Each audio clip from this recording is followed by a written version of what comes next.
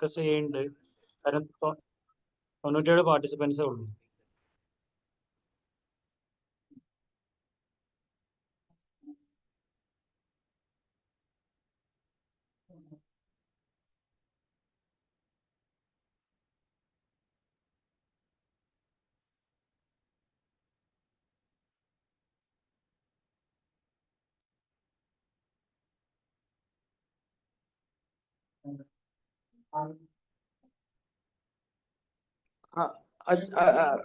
തുടങ്ങിക്കോളൂ.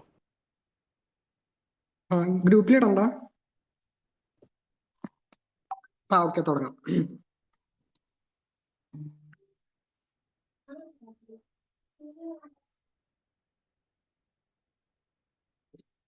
ഇപ്പൊ നമ്മുടെ ക്ലാസ്സുകൾ നമ്മൾ ചെയ്യുന്നത് എല്ലാവർക്കും വാട്സപ്പിലായിരിക്കും ലിങ്ക് വരുന്നുണ്ടാവുക. അപ്പോൾ ഇപ്പൊ നമ്മൾ കുറച്ച് ദിവസമായിട്ട് ലിങ്ക് നമ്മൾ സ്റ്റോപ്പ് ചെയ്തിട്ടുണ്ട്.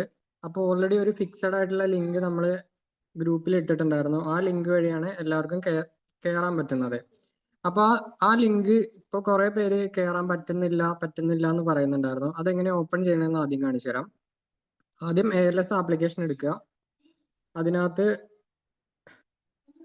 നിങ്ങൾക്ക് ഏത് ബാച്ചാണോ അലോട്ട് ചെയ്തിട്ടുള്ള ആ ബാച്ചിനകത്ത് കയറി കഴിഞ്ഞു കഴിഞ്ഞാൽ ഇവിടെ അനൗൺസ്മെന്റ്സ് എന്ന് പറഞ്ഞൊരു ഓപ്ഷൻ ഉണ്ടാവും. ഈ അനൗൺസ്മെന്റ്സിൽ ക്ലിക്ക് ചെയ്ത് കഴിഞ്ഞാൽ ഇന്നത്തെ ക്ലാസ് ഏതാണോ, ഇപ്പോൾ ഇന്നത്തെ അല്ല എല്ലാ ദിവസത്തെയും 2 ലിങ്കുകൾ ഉണ്ടാവും. ഇപ്പോൾ JSOക്കാരാണെന്നുണ്ടെങ്കിൽ അവർക്ക് 2 ലിങ്ക് ഉണ്ടാവും. ഒന്ന് 6:30 to 8 മണിയുടെയും അതേപോലെ തന്നെ 8 മണി to 9:30 വരെ, ഈ 2 ലിങ്കുകൾ ഉണ്ടാവും. അപ്പൊ അവർക്ക് ഏതാണോ ആ സമയത്തുള്ളത് അതിനകത്ത് അവർക്ക് കയറാൻ പറ്റും. ഈ ഇതിൽ ക്ലിക്ക് ചെയ്ത് കഴിഞ്ഞിട്ടുണ്ടെങ്കിൽ ഇവിടെ നമ്മുടെ വാട്സപ്പിൽ കൊടുത്തിരുന്ന അതേ ലിങ്ക് തന്നെയാണ് നമ്മൾ ഇതിനകത്ത് കോപ്പി ചെയ്തിരിക്കുന്നത്. അപ്പൊ ഇനി ഈ മാർച്ച് വരെ നമ്മൾ ഈ ലിങ്ക് തന്നെയാണ് കൊടുക്കുന്നത്. അപ്പോൾ ഇതിൽ ജോയിൻ സൂം മീറ്റിംഗ് HTTP എന്ന് പറഞ്ഞിട്ടൊരു ലിങ്ക് കണ്ടില്ലേ? ഈ ലിങ്കിൽ ക്ലിക്ക് ചെയ്ത് കഴിഞ്ഞാൽ നേരെ നമ്മുടെ സൂം മീറ്റിംഗിലോട്ട് നമുക്ക് എൻ്റർ ചെയ്യാൻ പറ്റും. ചില ആളുകൾ ചിലപ്പോൾ വേറെയുള്ള ഇതിനകത്തൊക്കെ ക്ലിക്ക് ചെയ്യുന്നതുകൊണ്ടാണ് അവർക്ക് ഈ ഫൈൻഡ് ലോക്കൽ നമ്പർ എന്നുള്ളതിനകത്തൊക്കെ ക്ലിക്ക് ചെയ്യുന്നതുകൊണ്ടാണ് അവർക്ക് അതിനകത്ത് ലോഗിൻ ചെയ്യാൻ പറ്റാത്തത്. അപ്പോൾ ഈ ടോപ്പിക് എന്നുള്ളതിന്റെ തൊട്ട് താഴെ തന്നെ ജോയിൻ സൂം മീറ്റിംഗ് എന്നുള്ളതിനകത്ത് ക്ലിക്ക് ചെയ്യുന്ന സമയത്ത് മാത്രമേ ലോഗിൻ ആവുള്ളൂ. പിന്നെ ചില കൺട്രി കോഡ് ഇഷ്യൂ ഉള്ള ആളുകൾക്ക് നമ്മൾ അതിനകത്ത് മീറ്റിംഗ് ഐഡിയും കൊടുത്തിട്ടുണ്ട്, പാസ്വേഡും കൊടുത്തിട്ടുണ്ട്. അപ്പൊ അത് വെച്ചിട്ട് തന്നെ അവർക്ക് അത് പാസ്വേഡ് ചോദിക്കുന്നുണ്ടെന്നുണ്ടെങ്കിൽ അത് വെച്ചിട്ട് അവർക്ക് അതിനകത്ത് കയറാൻ പറ്റും. പിന്നെ ഇതാണ് ഇപ്പൊ നിലവിലുണ്ടായിരുന്ന ഒരു ഇഷ്യൂ എന്ന് പറയുന്നത്. അപ്പൊ ഇനി നമ്മൾ മാർച്ച് തൊട്ട് ഈ ലിങ്ക് ഇപ്പൊ ഇതിൽ കാണുന്ന ലിങ്ക് ഇതിനകത്ത് ഡേറ്റ് കാണിക്കുന്ന 2025 2-ാം മാസം 6-ാം തീയതി എന്നുള്ള ലിങ്കാണ് നമ്മൾ ഇതിനകത്ത് കൊടുത്തിരിക്കുന്നത്. അപ്പോൾ ഈ ലിങ്ക് തന്നെ നമ്മൾ എഡിറ്റ് ചെയ്ത് മാറ്റേ ചെയ്യുള്ളൂ. അപ്പോൾ നമ്മളെ ഗ്രൂപ്പിൽ വന്നിരിക്കുന്ന ഒരു ലിങ്ക് ഉണ്ടാവും. ആ ലിങ്ക് നമ്മൾ ഇനി കുറച്ച് കഴിഞ്ഞാൽ ഈ മാർച്ചോട് കൂടി നമ്മളത് എക്സ്പയർ ആക്കി കളയും.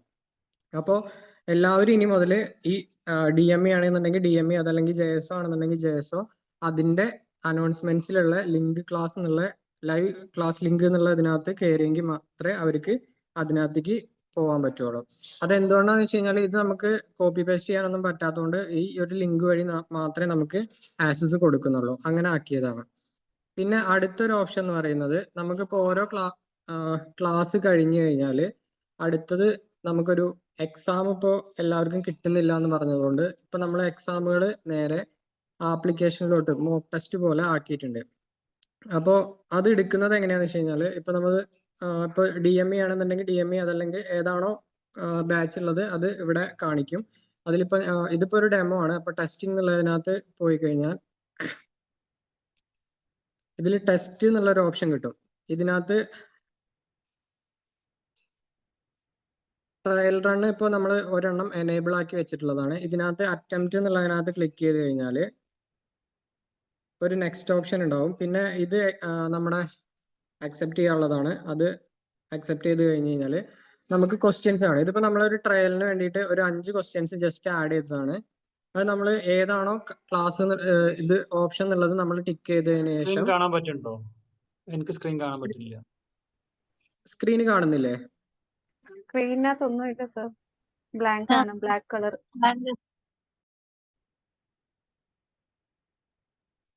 ഒരു മിനിറ്റ്.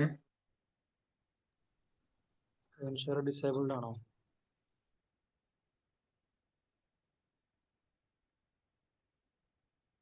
ALSന്റെ ആപ്ലിക്കേഷൻ കാണാൻ പറ്റുന്നുണ്ടോ?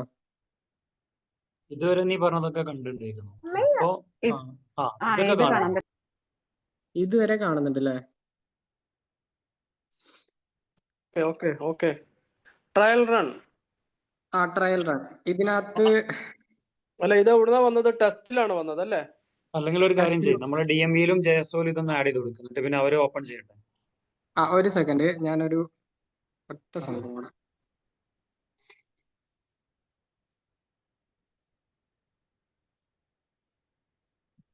അല്ല, ഇതെന്തായാലും ഒരു തവണ കൂടെ പറഞ്ഞു കൊടുക്കേണ്ടി വരും.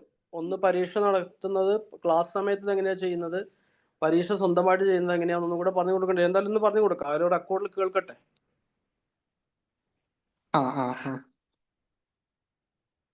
Recording in progress.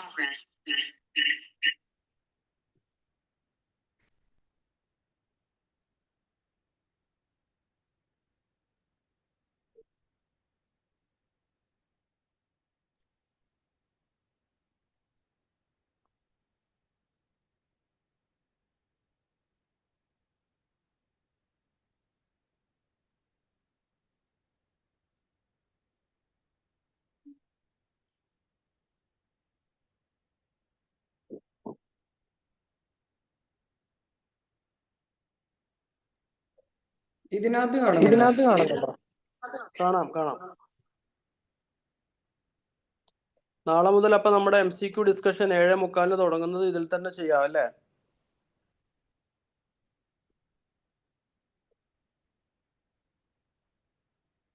ഡിസ്പ്ലേ പോയി.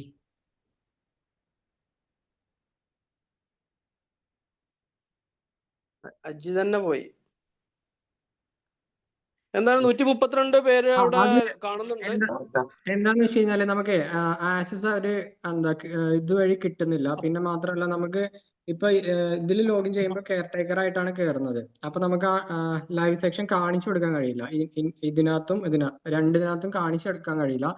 അപ്പോ നമുക്ക് ഇതിനകത്ത് എന്ത് ചെയ്യാൻ പറ്റും? അറ്റംപ്റ്റ് എന്നുള്ളതിനകത്ത് ജസ്റ്റ് ക്ലിക്ക് ചെയ്ത് കഴിഞ്ഞാൽ തന്നെ ഇതില് ആദ്യത്തെ ഒന്നുകൂടെ പറയാം, അത് ടെസ്റ്റിനകത്താണ് നമ്മൾ പോകേണ്ടത് അല്ലേ? നമ്മുടെ ആപ്ലിക്കേഷനകത്ത് ടെസ്റ്റിനകത്ത് സിമ്പിൾ ആയിട്ട് പറഞ്ഞു കൊടുക്കാം. നമ്മുടെ ആപ്ലിക്കേഷനകത്ത് ടെസ്റ്റ് എന്ന് പറയുന്ന ആ ഒരു സെക്ഷനിലേക്ക് ആദ്യം പോകണം. Step number 1. സ്റ്റെപ്പ് നമ്പർ 2 എന്താണ്? അതിനകത്ത് അറ്റംപ്റ്റ് എന്നൊരു ഓപ്ഷൻ കിട്ടും. അറ്റംപ്റ്റ് എന്ന് പറയുന്ന ഓപ്ഷൻ. സെക്കൻഡ് സ്റ്റെപ്പ് എന്ന് പറയുന്നത് അറ്റംപ്റ്റ് എന്ന് പറയുന്ന ഓപ്ഷനിൽ പോവുക. അവിടെ ക്വസ്റ്റ്യൻ പേപ്പർ കൊടുത്തിട്ടുണ്ട് അല്ലെ? ടെസ്റ്റുകൾ എന്ന് പറഞ്ഞ് കൊടുത്തിട്ടുണ്ട്. ശരി, അറ്റംപ്റ്റ് എന്ന് പറയുന്ന സ്റ്റെപ്പ് കൊടുത്തു. നെക്സ്റ്റ് അതിനുശേഷം പിന്നെ വരുന്നത് എന്ന് പറയുന്നത് ക്ലാസ്സുകളാണ്. അത് നമുക്കൊരു എഗ്രിമെന്റ് അക്സെപ്റ്റ് ചെയ്യാനുണ്ടാവും. ജസ്റ്റ് അത് എഗ്രിമെന്റ് അക്സെപ്റ്റ് നെക്സ്റ്റ് കൊടുത്തു കഴിഞ്ഞാല് പിന്നെ നമുക്ക് ഓരോ ക്വസ്റ്റ്യൻസ് കാണിക്കും. നമ്മൾ ഓരോ ക്വസ്റ്റ്യന് ഓരോ മാർക്ക് വീതമാണ് കൊടുത്തിരിക്കുന്നത്. മൈനസ് മാർക്ക് നമ്മൾ കൊടുത്തിട്ടില്ല. അപ്പൊ ഓരോ ക്വസ്റ്റ്യൻസ് ഇതുപോലെ വിൻഡോയിൽ കാണിക്കും. അതിന് ഇത്ര സമയം എന്നാണ്. അതായത് 10 മിനിറ്റ് ആണെന്നുണ്ടെങ്കിൽ ടോട്ടൽ എല്ലാത്തിനും കൂടെ 10 മിനിറ്റ് ആയിരിക്കും വെച്ചിട്ടുണ്ടാവുക. അപ്പൊ ആ 10 മിനിറ്റ് കൊണ്ട് ഈ ടോട്ടൽ ക്വസ്റ്റ്യൻസ് കംപ്ലീറ്റ് ചെയ്യണം.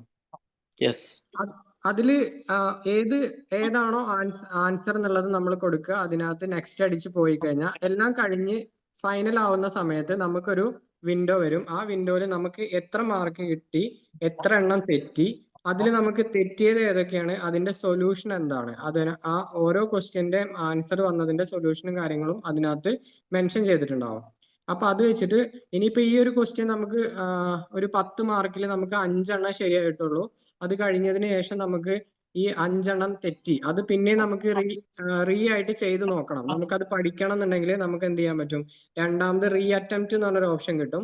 ആ റീ അറ്റംപ്റ്റിൽ പോയി കഴിഞ്ഞാൽ രണ്ടാമത് സെയിം ഈ ക്വസ്റ്റ്യൻസ് തന്നെ കിട്ടും. അത് നമുക്ക് റീ അറ്റംപ്റ്റ് ചെയ്ത് നമുക്ക് 10 മാർക്ക് എത്രാമത്തെ തവണയാണോ ചെയ്ത് കംപ്ലീറ്റ് ആവുന്നത് അതുവരെ നമുക്കത് റിപ്പീറ്റ് ചെയ്ത് ചെയ്യാൻ പറ്റും. പിന്നെ നമ്മൾ ഇതിനൊരു വെച്ചിട്ടില്ല, എൻഡ് ടൈം നിങ്ങൾക്ക് എപ്പോൾ വേണമെങ്കിലും ഇതിനകത്ത് കയറിയിട്ട് ഈ ഇതുവരെയുള്ള ക്വസ്റ്റ്യൻസ് ചെയ്യാൻ പറ്റും. അപ്പൊ ഇന്നൊരു ക്ലാസ് ഉണ്ട് എന്നുണ്ടെങ്കിൽ ഇന്നത്തെ ഒരു 8 മണിയുടെ ക്ലാസ് കഴിഞ്ഞ് കഴിഞ്ഞാൽ നമ്മളത് ഇന്ന് വൈകുന്നേരം തന്നെ അത് അതിനകത്ത് അപ്ലോഡ് ചെയ്യും. ആ ക്വസ്റ്റ്യൻസ് നിങ്ങൾക്ക് അത് പ്രകാരം തന്നെ അന്ന് ചെയ്ത് പഠിക്കാനും പറ്റും. ഓക്കെ. ആരിഫ് സാറേ, ഇത് കൂടാതെ നമ്മളിപ്പോൾ അഡീഷണൽ ആയിട്ട് ഉണ്ടാക്കുന്ന ക്വസ്റ്റ്യൻസ് ഓരോ സബ്ജക്റ്റിൽ ഓരോ ടോപ്പിക് വെച്ച് ഉണ്ടാക്കുന്ന ക്വസ്റ്റ്യൻസ് ഉണ്ടല്ലോ. ഇപ്പം നമ്മുടെ മൈക്രോബയോളജി തുടങ്ങും, സ്റ്റെറിലൈസേഷൻ, അങ്ങനെ ടോപ്പിക് വൈസ് യൂണിറ്റ് വൈസ് നമ്മൾ ഉണ്ടാക്കുന്ന ക്വസ്റ്റ്യൻസ് എവിടെയാണ് ഇടുന്നത്? അത് നമുക്ക് ഇതിൽ ലിസ്റ്റ് ചെയ്യാൻ പറ്റും. പറ്റുന്നുണ്ട്. അജിത്ത്, അത് ക്ലിയർ എന്നിട്ട് അല്ലേ? അവർക്ക് നോട്ടിഫിക്കേഷൻ വരും ചെയ്യും അതും കിട്ടും, ഇവർക്ക് കിട്ടും. ഓരോ തവണ വരുമ്പോഴും. പിന്നെ ഏപ്രിൽ പിന്നെ അജിത്തെ 30 ശേഷം മെയ് മുതലല്ലേ നമ്മുടെ മോഡൽ ക്വസ്റ്റ്യനും മോക്ക് എക്സാമുകളൊക്കെ തുടങ്ങുന്നത്. അങ്ങനെയാണ് നമ്മൾ ഒരു ഏകദേശം വെച്ചിരിക്കുന്നത്. ഏപ്രിൽ ഓടുകൂടി പോർഷൻസ് ഏകദേശം തീരുമെന്നാണ് വിചാരിക്കുന്നത്. മെയ് മുതൽ ഫുൾ എക്സാമുകളായിരിക്കും, എക്സാമുകളും റിവിഷൻസും തന്നെയായിരിക്കും. അപ്പോഴേക്ക് നമ്മൾ യൂണിറ്റ് ടെസ്റ്റ് വിട്ടിട്ട് മോക്ക് റിയൽ PSC എക്സാമുകളിലേക്ക് കടക്കും കേട്ടോ. അപ്പോൾ ഇപ്പം തന്നെ പ്രാക്ടീസ് ചെയ്യുക അല്ലേ? വേറെ എന്തിനകത്ത് പറയാനുണ്ടോ? ക്ലിയർ അല്ലേ? ആരിഫ് സാറിന് എന്തെങ്കിലും ആഡ് ചെയ്യാനുണ്ടോ? അജിത്ത്, DME-യിലും ഇതിലും ഒരു 5 ക്വസ്റ്റ്യനുള്ള സാധനം ഇട്ട് കൊടുക്കുമോ? ഒരു സെക്കൻഡ്. എന്നിട്ട് അവർ ജസ്റ്റ് ഒന്ന് ഓപ്പൺ ചെയ്ത് കണ്ടോട്ടെ. ഡോക്ടർ നിത്യ ഉണ്ടെങ്കിൽ ഒന്ന് ഒരു 2-5 മിനിറ്റ് ഒന്ന് വെയിറ്റ് ചെയ്യണേ പ്ലീസ്. ഓക്കെ.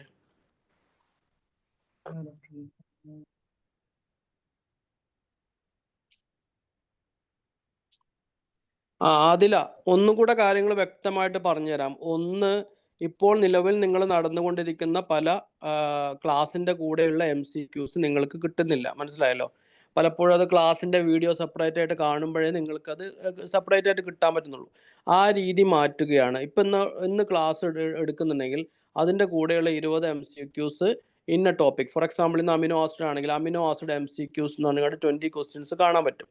അപ്പോൾ ക്ലാസ് കേട്ട ശേഷമോ പിന്നീട് എപ്പോഴെങ്കിലും സൗകര്യം ഉള്ളപ്പോഴോ അല്ലെങ്കിൽ ക്ലാസ്സിന് മുമ്പോ അല്ലെങ്കിൽ എൻ്റെ നോട്ട്സ് വായിച്ച ശേഷമൊക്കെ എന്ത് ചെയ്യാൻ പറ്റും? ആ 20 ക്വസ്റ്റ്യൻസ് ആൻസർ ചെയ്യാൻ പറ്റും. അങ്ങനെ ആ 20 ക്വസ്റ്റ്യൻസ് ആൻസർ ചെയ്തിട്ട് 25 ക്വസ്റ്റ്യൻ ശരിയാവുന്നതായിരിക്കും, 20 ക്വസ്റ്റ്യൻ ശരിയാവുന്നതായിരിക്കാം. വീണ്ടും റീ അറ്റംപ്റ്റിനുള്ള ഓപ്ഷൻ ഉണ്ട്. അങ്ങനെ 30 ക്വസ്റ്റ്യനും ശരിയാകുന്നത് വരെ നമ്മൾ എന്ത് ചെയ്യണം? റീ അറ്റംപ്റ്റ് ചെയ്തുകൊണ്ടേയിരിക്കുക. അതങ്ങനെ മനസ്സിൽ ദൃഢമാക്കുക, മനസ്സിലായല്ലോ. അതാണ് ക്ലാസ് ബേസ്ഡ് MCQസിന്റെ ഒരു രീതി എന്നാണ്. അപ്പോൾ ഒന്നാമത്തെ എന്താണ്? Class based MCQs. അപ്പോൾ മുമ്പുണ്ടായിരുന്ന MCQs ഒക്കെ അതേപോലെ നമ്മൾ ചെയ്യാൻ പറ്റുമോ നോക്കാം. രണ്ടാമത്തത് ക്ലിയർ അല്ലേ? അത് ക്ലിയർ അല്ലേ? അതിറ എന്താണ്? ടെസ്റ്റിൽ ഇപ്പോൾ ഡെയിലി ക്വിസ് അതൊന്നും പോണ്ട, ഡെയിലി ക്വിസ് ഒക്കെ ടെസ്റ്റ് നടത്തിയാടോ. രണ്ടാമത്തത്, അപ്പോൾ ഒന്നാമത്തെ ക്ലിയർ ആണ്. രണ്ടാമത്തെ എന്താണെന്ന് ചോദിച്ചു കഴിഞ്ഞാൽ യൂണിറ്റ് വൈസ് ടെസ്റ്റുകൾ. ഫോർ എക്സാമ്പിൾ ഞാൻ നേരത്തെ പറഞ്ഞ പോലെ സ്റ്റെറിലൈസേഷൻ, അതുമല്ലെങ്കിൽ ലിവർ ഫംഗ്ഷൻ ടെസ്റ്റ്, അതും അല്ലെങ്കിൽ എന്താണ് ഹീമോഗ്ലോബിൻ എസ്റ്റിമേഷൻ, ഇങ്ങനെ ഒരു ടോപ്പിക് വൈസ് നമ്മൾ MCQs ഉണ്ടാക്കും. ആ MCQs പ്രീവിയസ് ക്വസ്റ്റ്യൻ ഒക്കെ ബേസ് ചെയ്ത് അത് നമ്മൾ യൂണിറ്റ് വൈസ് MCQs തന്നെ വേറെ കൊടുക്കും. ഇപ്പൊ നിങ്ങൾ ഫെബ്രുവരി 15 മുതൽ, നമ്മൾ 15-നാണ് സ്റ്റാർട്ട് ചെയ്യാൻ ഉദ്ദേശിച്ചത്, 17-ആയി. ഫെബ്രുവരി 15 മുതൽ ഏപ്രിൽ 30 വരെ നിങ്ങൾ എന്തിലാ ഫോക്കസ് ചെയ്യേണ്ടത്? ഈ യൂണിറ്റ് വൈസ് എക്സാമുകളിലും അതുപോലെ തന്നെ കൂടാതെ ക്ലാസിന്റെ കൂടെയുള്ള MCQയിലാണ് ഫോക്കസ് ചെയ്യേണ്ടത് കേട്ടോ. ഏപ്രിൽ 30-ന് ശേഷം, അതായത് നമുക്ക് ഏകദേശം എത്ര വേണ്ട? 2.5 മാസം കിട്ടും. മാർച്ച് ഉണ്ട്, ഏപ്രിൽ ഉണ്ട്, ഈ മാസം ഒരു 15 ദിവസം അപ്രോക്സിമേറ്റ് കൂട്ടാൻ 12 ഉള്ളൂ. അപ്പോൾ നമുക്ക് ഏകദേശം 2.5 മാസം നമുക്ക് എന്ത് ചെയ്യും? MCQs യൂണിറ്റ് വൈസ് അത് നമ്മൾ ആ ഒരു 2.5 മാസം കൊണ്ട് ഓൾമോസ്റ്റ് സിലബസിലെ എല്ലാ യൂണിറ്റുകളിലെയും MCQs ഇങ്ങനെ ലോഡ് ചെയ്യാൻ ശ്രമിക്കും. അപ്പോൾ നിങ്ങൾ എന്ത് ചെയ്യണം? അതിങ്ങനെ കണ്ടിന്യൂസ് ആയിട്ട് ചെയ്തുകൊണ്ടിരിക്കണം. ക്ലാസ് കേൾക്കുന്നു, ഒരു ഭാഗത്ത് കൂടെ MCQs ചെയ്യുന്നു. അതായത് നമ്മൾ കുറച്ചും കൂടെ ടൈമിംഗ് ഇങ്ങനെ കൊടുക്കണം. യാത്രയിൽ, ബസ്സിലൊക്കെ റീൽ കാണലൊക്കെ നിർത്തിയിട്ട് പകരം MCQs ചെയ്യുന്ന ഒരു രീതി തുടങ്ങുക, മനസ്സിലായല്ലോ. പിന്നെ മെയ് 1 മുതലാണ് നമ്മൾ എന്ത് ചെയ്യുക? 100 ക്വസ്റ്റ്യൻസ് ഉള്ള റിയൽ PSC എക്സാമും മോക്ക് എക്സാമുകളും തുടങ്ങാം. ഈ 3 കാര്യങ്ങളും വ്യക്തമായോ? ക്ലിയർ ആയവരൊക്കെ ഒന്ന് യെസ് പറഞ്ഞേ.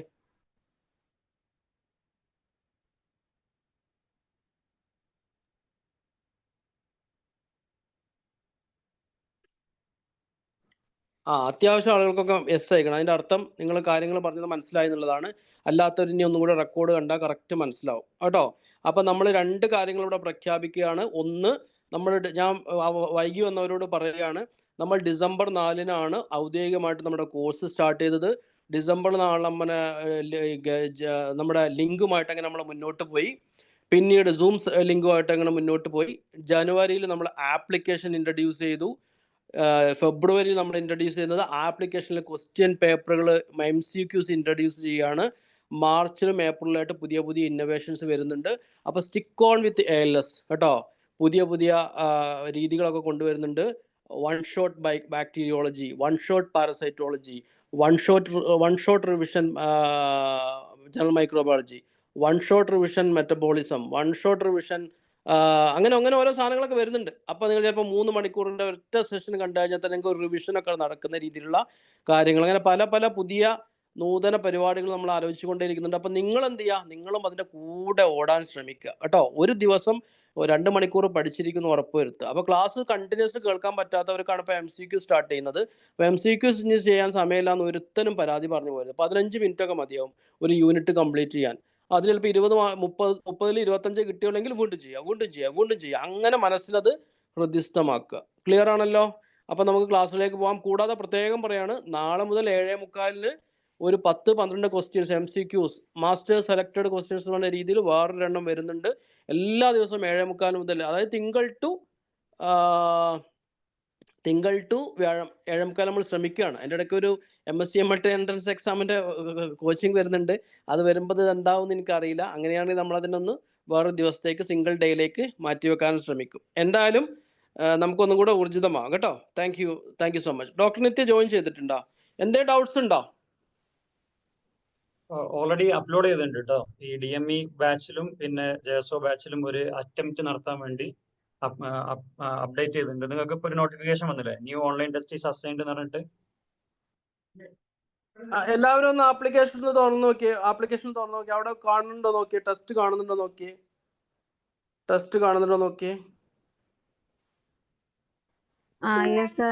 കാണാൻ പറ്റുന്നുണ്ട്. രണ്ടാമത്തെ കാര്യം, നമ്മുടെ DMEയിലെ മെറ്റബോളിസം ക്ലാസ്സുകളൊക്കെ കുറച്ചൊന്ന് ലൈറ്റ് ആയിട്ടായിരിക്കും പോവുക. JSOക്കാർക്ക് കുറച്ച് ഹെവി ലോഡിൽ തന്നെ മാഡംസ് ക്ലാസ് എടുക്കും. നമുക്ക് DME കുറച്ചും കൂടെ ഒന്ന് ലൈറ്റ് ആക്കിയിട്ടാണ് പോവുക. അപ്പം കൂടുതൽ കാര്യങ്ങൾ ആവശ്യമുണ്ട് എന്ന് ആർക്കെങ്കിലും തോന്നുകയാണെങ്കിൽ, എനിക്ക് കുറച്ചും കൂടെ ഹയർ ലെവൽ പഠിക്കണം തോന്നുകയാണെങ്കിൽ അങ്ങനത്തെ ഒരു പറഞ്ഞാൽ മതി. നമുക്ക് ആ JSOയുടെ ക്ലാസ്സിൻ്റെ റെക്കോർഡ് അങ്ങ് തന്നേക്കാം കേട്ടോ. ഓക്കെ, അരിഫ് സാർ എന്തെങ്കിലും ആഡ് ചെയ്യാനുണ്ടോ? അല്ല, ഇനിയിപ്പം അജിത്ത് ഒന്ന് ജസ്റ്റ് ഇതാക്കിക്കോ, എങ്ങനെയാണ് അജിത്ത് ഒന്ന് ലാസ്റ്റ് ഒന്ന് കാണിച്ചു കൊടുത്തിട്ട്. ഡോക്ടർ നിത്യ ഉണ്ടെങ്കിൽ 4 മിനിറ്റ് കൂടെ ഒന്ന് പ്ലീസ് വെയിറ്റ് ചെയ്യണേ. ഞങ്ങളൊരു ആപ്ലിക്കേഷന്റെ ക്വസ്റ്റ്യൻ പേപ്പർ ഡെമോ കാണിച്ചു കൊടുക്കുകയാണ്.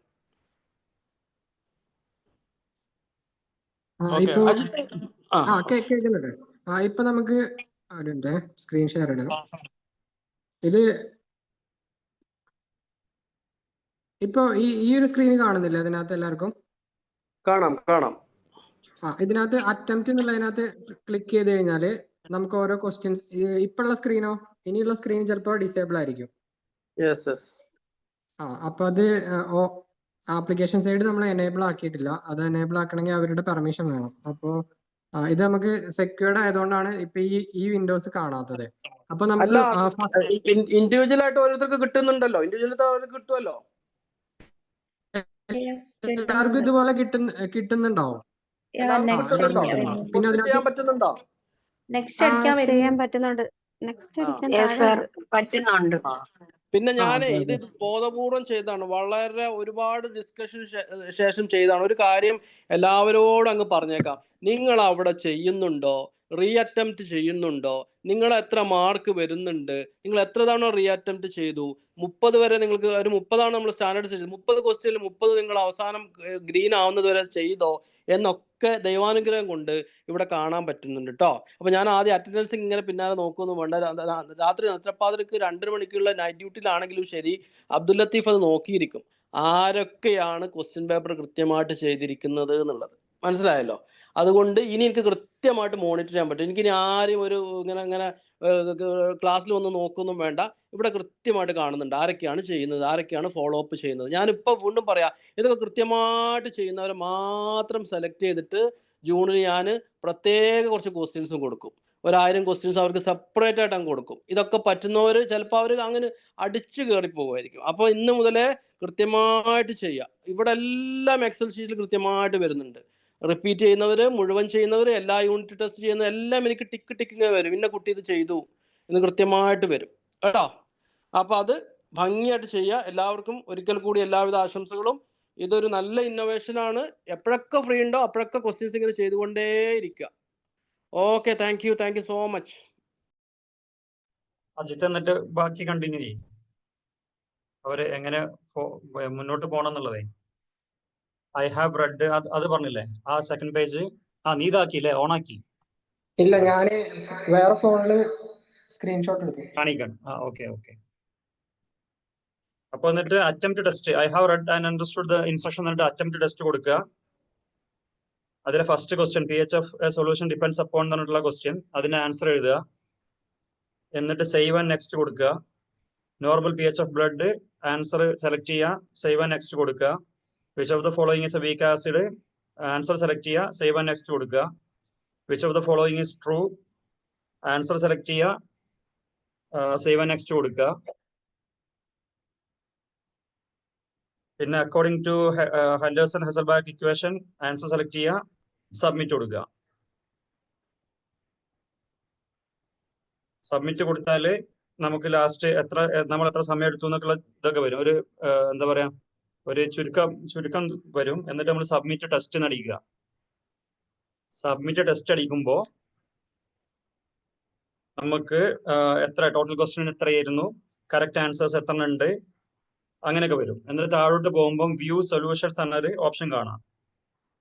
ഈ വ്യൂ സൊല്യൂഷൻസ് ഈ കാണുന്ന വിൻഡോ ഈ കാണുന്ന വിൻഡോയില് വ്യൂ സൊല്യൂഷൻസ് എന്നുണ്ടാവും. എന്നിട്ട് അതിൽ നോക്കുമ്പോൾ ഓരോന്നും എക്സ്പ്ലെയിൻ ചെയ്യും. എന്നാൽ ഇപ്പോൾ P H of A solution depends upon നമ്മൾ സെലക്ട് ചെയ്ത ആൻസർ ഹൈഡ്രജൻ അയൺ കോൺസെൻട്രേഷൻ ആണെങ്കിൽ അത് കറക്റ്റ് ആണ്. അപ്പോൾ അതിന് ഗ്രീൻ ഇൻഡിക്കേഷൻ വരും. എന്നിട്ട് താഴെ അതിന്റെ സൊല്യൂഷൻ എന്നാൽ എക്സ്പ്ലനേഷൻ വരും. എന്നിട്ട് നെക്സ്റ്റ് അടിക്കുക, അതിന്റെ ക്വസ്റ്റ്യൻ, അതിന്റെ ആൻസർ, ഓക്കെ, സൊല്യൂഷനും വരും. അങ്ങനെ ഓരോന്നും നമുക്ക് അപ്പൊ തന്നെ റിവൈസ് ചെയ്യാൻ പറ്റും. എന്നിട്ട് നമ്മൾ നോക്കിക്കഴിഞ്ഞാൽ നമുക്ക് ഇവിടെ ആപ്പിൽ ഇവിടെ ലത്തീഫ് സാറ് പറഞ്ഞ പോലെ ലത്തീഫ് സാറിന് കറക്റ്റ് ഓരോരുത്തരും എത്ര സ്കോർ ചെയ്തെന്നുള്ളത് കാണാൻ പറ്റും. ഏറ്റവും കൂടുതൽ സ്കോർ ചെയ്ത ആൾ ആരാണെന്നുള്ളത് കാണാൻ പറ്റും. അങ്ങനെ വരുമ്പോൾ നമുക്ക് എത്ര മാർക്ക് കിട്ടിയെന്നുള്ളത് നമുക്ക് കാണാനും പറ്റും. എന്നിട്ട് അതിനുശേഷം നമുക്ക് വീണ്ടും റീ അറ്റംപ്റ്റ് ചെയ്യണമെന്നുണ്ടെങ്കിൽ ആ ടെസ്റ്റിന്റെ താഴെ ഇതേ ക്വസ്റ്റ്യൻ പേപ്പർ തന്നെ പിന്നെയും കാണാം. അതിൽ റീ അറ്റംപ്റ്റ് കൊടുത്താൽ നമുക്ക് പിന്നെ എന്ന് വേണമെങ്കിലും എത്ര തവണ വേണമെങ്കിലും റീ അറ്റംപ്റ്റ് ചെയ്യാം. ഓക്കെ,